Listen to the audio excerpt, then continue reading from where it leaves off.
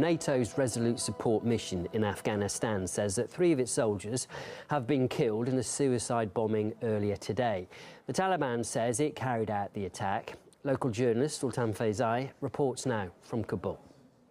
A suicide bomber on foot approached a NATO convoy in northern Kabul in the middle of the city of Charakar in the area called Khalazai and detonated his explosive-laden vest, killing at least 3 NATO service members. According to Resolute Support statement, 3 have been killed and 3 more have been wounded. One of the wounded is American and the 2 rest are Afghan police forces. Local provincial spokesperson confirmed the attack and saying that there's no civilian casualties, but it has been a very vulnerable area nearby Bagram Air Base. So this base has been vulnerable because it has the major number of the US forces based in there. So Taliban have been launching missile attacks, sometimes mortar attacks, and sometimes the plant IEDs or improvised explosive device, and they usually commit suicide attacks against these forces.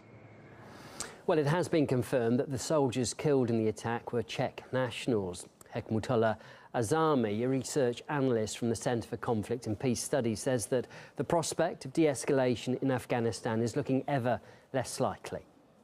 Well, I think it is realized by almost everyone, all sides of the conflict, that military solution in Afghanistan is not a solution to end this war. There has to be a political solution.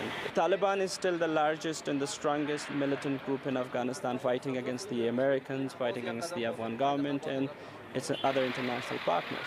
But if we see, if a lot of people argue that, okay, if there's a peace deal with the Taliban, so violence will completely come to an end, I think it's still unrealistic, because the argument here is, in our assessment here in Kabul, is that even if Taliban stop fighting completely, some of its hardcore elements, or those Taliban that are fighting for profit or money, will switch to groups like Daesh.